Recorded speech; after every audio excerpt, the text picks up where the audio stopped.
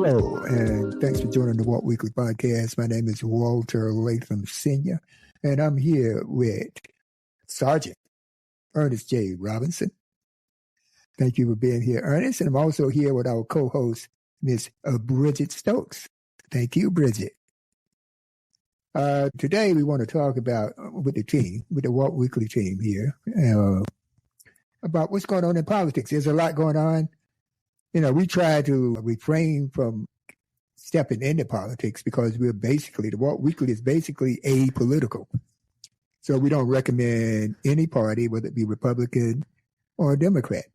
But I think there's an exceptional situation, somewhat unique and historic, in the fact that this election is going to be a pivotal moment in our history as a democracy, or so-called democracy. So with that said, we want to talk about Kamala Harris, her rise to the forefront, and she's even leading Trump by a couple of points, which doesn't mean anything right now. And we want to talk about some other things, such as the war in Gaza and Ukraine, and how it impacts our people, our folks, our Black community. How does it impact us? All right. So with that said, I'm going to turn it over to Sergeant Robinson. Ernest, yes, talk to me. Each week goes by, there's always something very, very much interesting that is happening with, being apolitical in this particular scenario, talking about both Kamala Harris and Donald Trump. But as you alluded to, the rise that Kamala took in stepping into the space of the presumptive nominee and now officially the nominee for the Democratic Party. A lot of people have kind of taken exception to that because it wasn't unprecedented the way that it occurred and the way that it happened. But I think that overall that, it happened the way that it needed to happen. And I think in contrast, like I've had a lot of debates with people over the past couple of weeks, especially the past 2 weeks, about, well, it compromised democracy, or, she did this or she did that. And at the end of the day, my thing is, okay, well, what's the other person doing? And how is that going to actually work out to be better for the entire country? So you got to kind of let me know where you want to start at. Because like I said, there's a lot of meat on this bone. We already started. You go ahead. I'm saying, like, about where we want to kind of where we want to kind of tackle this brisket here, so to speak. Well, I tell you what, like you said, there's so many ways to cut up this turkey. Yeah. Right. So I tell you what, let's slice off with the convention, the Democratic convention, and Kamala taking on the mantle. Yeah. So one, the convention was, I think, very different, amazing. I think in many cases, the number of speakers, powerful speakers that were there, I think traditionally, a lot of the new up-and-coming rising stars of a political party are typically featured during conventions. So being able to hear Governor Westmore, Senate candidate also Brooks, also from Maryland, Little John, like it was jam packed full of. There was a lot of enthusiasm. There was a lot of excitement. I think that coverage wise, I think like Governor Walz, VP Harris spoke very poignantly about the issues that they're going to be tackling, about their level of excitement about stepping into this particular role. I think they did a good job of comparing and contrasting their styles and what America is going to look like under basically a continuation of the current administration, but the changes that's going to happen under a Harris administration. And so I think all in all, I think the convention was good. What do you think? Yeah, Bob, what do you think? Yeah. Bridget. I agree 100%. I watched it every night, and I grew up watching these conventions, and they were boring back in the day. I agree 100%. It was exciting. It was informative, and I felt like personally, it captured the young folks the young voters. I always say the ones that's been voting for years, we're going to come out and vote.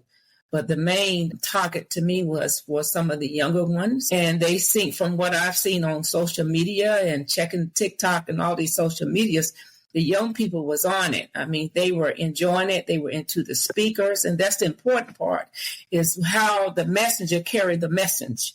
Yes. So I thought the way they did it to target our younger people was excellent myself.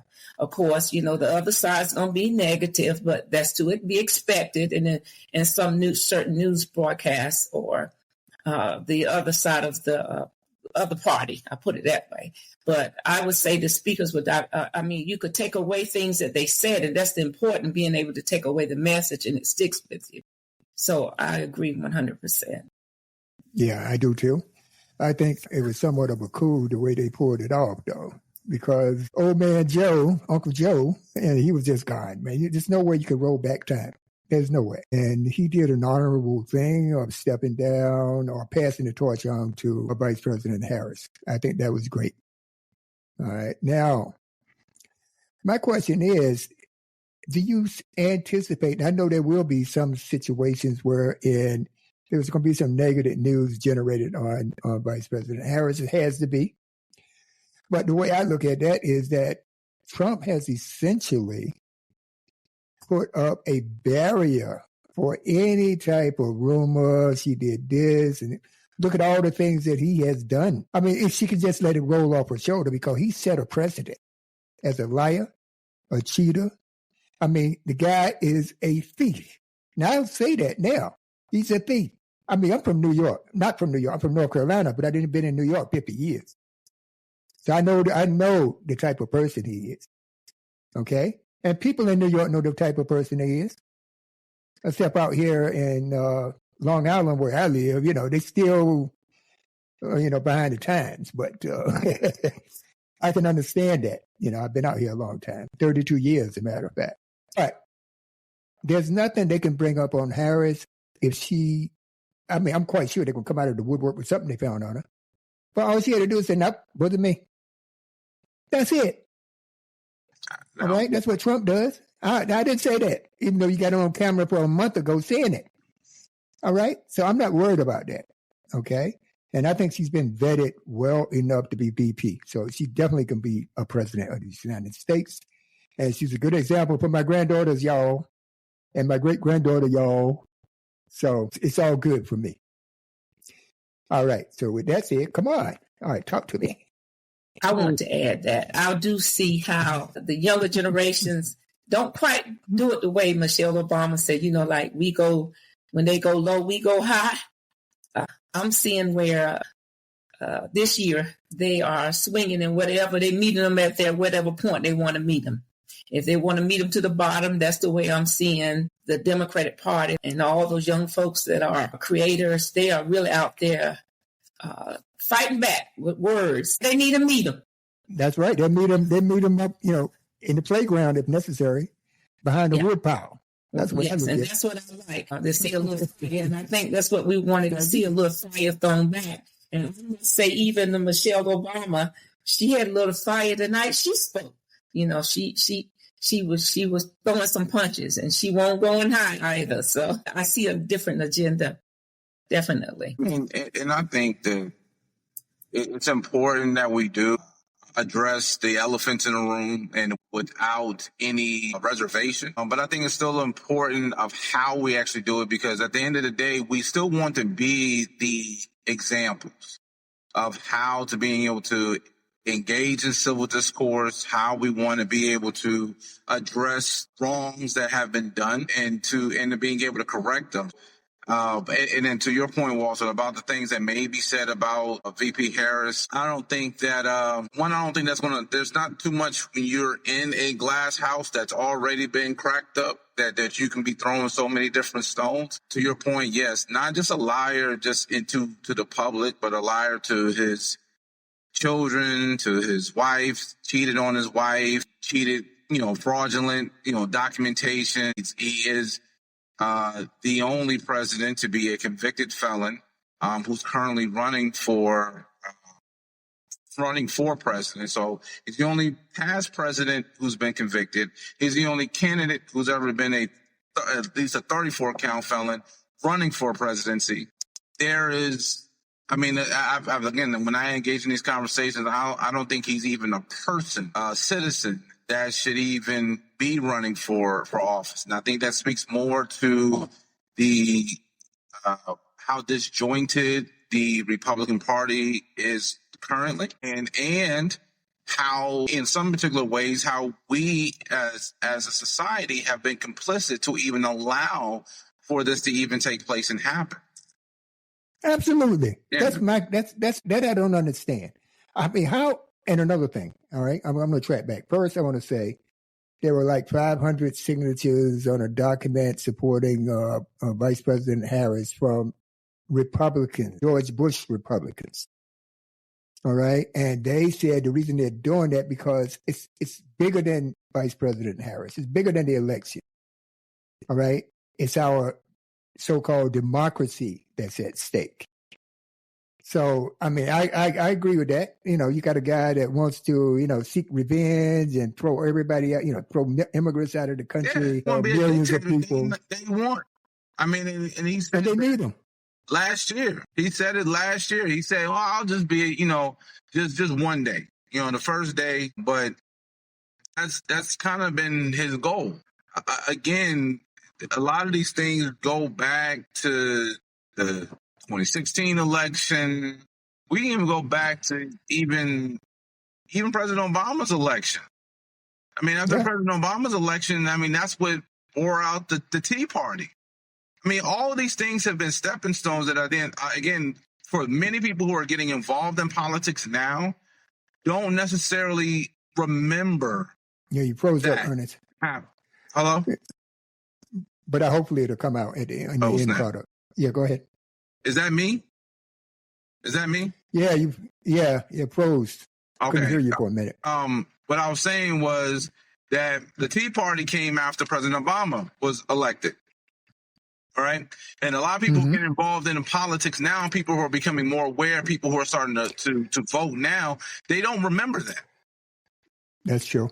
Right. And then so and so then you had these factions that would take place within the Republican Party where you had the Tea Party, you had the forgot the name of the caucus that the Republican Party had started. But again, a lot of that stemmed around that.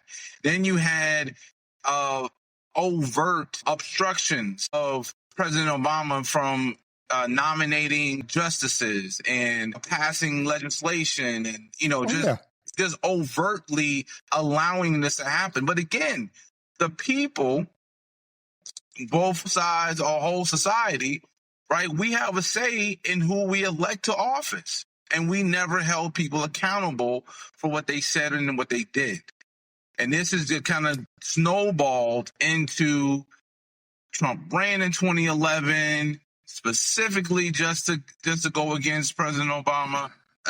President Obama wins, and we don't vote in the 13, don't vote in 14, we didn't vote in 15 in the numbers that we needed to. And all the people who are elected now today benefited from that. And then in 2016, don't show up to vote. Then you have a Donald Trump. But I also do believe that, you know, if there are powers that be that didn't dissuade Joe Biden from running in 2016, then we wouldn't even be having this conversation right now. No, you wouldn't. So there's a lot that plays into it. I don't get too deep into it, but there's a lot that plays into what it is now, and I think we can correct that kind of moving forward. But is it connected to the fact that our right to vote isn't that an amendment to the Constitution? We actually don't have that right because they've been really over the years trying to pass a law where they could actually put it on the Constitution where we could vote without the amendment. It becomes a law. Is that? I guess I'm explaining it right. No, it's accurate. So so the voting rights, because the John Lewis Act, for example, right? So the John Lewis Act would be the one that would actually make it a law. So right now we have the Voting Rights Act in 1964, and then you had the 13th and the 14th Amendment, right? So you had those again, like you said, those are all amendments. Much of the crux of the Voting Rights Act actually got gutted back in 2015. So and I think it's a Voting Rights Act in 1965. So I apologize for that, but it's 1965. So during the anniversary, the 50-year anniversary of that anniversary for the Voting Rights Act, they gutted a large section of that. However, it's still, I don't see how that still would play a part in disqualifying her to run for president. This may be one of those trying a October surprise, because there's always something that happens in October where it's like, oh my gosh, this particular candidate, blah, blah, blah. I don't see that sticking. I don't see that happening. That's what I'm thinking about. Yeah, that's what I'm thinking about. That's what I was alluding to. Yeah. Oh, yeah. Well, maybe if they think they can get it to the Supreme Court. One, I wouldn't even see the Supreme Court even being able to prioritize fast enough for it to even stick. Well, I think for them to even present it, because there are too many other things that's going to come before the Supreme Court, which would be the other indictments that Trump currently has right now. So there's not even enough time for the Supreme. They would have to contend with that, much less trying to contend with whether or not if VP Harris is quote unquote eligible to run. She is more than eligible to run. That's not even a question. Okay, now I have a question for y'all guys, right? In the news, when they introduce, they say, are they talking about Trump? They say, some of them, President Trump. Some of them say former President Trump. But nobody says 34 felony count convict Trump. Now, that should be part of his introduction because he is a convict. Is that because it was a black man DA that indicted him? Would the same thing apply to a black man with 2 felony counts? Would he be walking around running for politics? That's my question. Why don't the mainstream media add convicted felon, 34 counts? Well, because one, Trump has already said that the media has been weaponized against political opponents. So I knew whatever the other 2 stations are that are more right-wing supported, they're not going to say, convicted felon Donald Trump takes the stage tonight. They're not going to say that. So if MSNBC, CNN, ABC News, CBS News, every time they get on that they're saying the convicted felon, what Trump will then sit there and to suggest is that that's election interference, because they are utilizing or weaponizing words to being able to sway the vote of the American people. Now, to your point, it's a fact. It's a fact. It is a fact. I agree with you. I'm just saying, your question was, why don't they say it, right? That would be the reason why they're not going to say it. And every now and then there may be an analyst that would mention it, but it's not going to be the headline news, even though that it very well should be. A lot of people are just, let me do this. Let me do a sound bite for them. I'll do a sound bite for them, right? Okay. Former president and 34 felony conviction convict Donald Trump is having a rally in Pennsylvania. How's that? I'm tuning in. Have no words. I wouldn't tune in. Yeah, that's the way to do it. Let me introduce him, I'll introduce him. 34 counts. But anyway, a little brevity, in this conversation, we don't take things overly serious, and we want to joke where we can, but this is a very, very serious matter. I wanted y'all guys' input into that. And it seems that everything is back on track. The market's doing good. Trump can't take credit for that. He definitely can't take credit for that. All right. Our state of the economy is good. I mean, if you want a job and you're crying and you can't do it, that's because you're not educated or you're not trained to take the job. So don't be blaming Joe Biden, President Biden. You can't blame him for that if you're not qualified.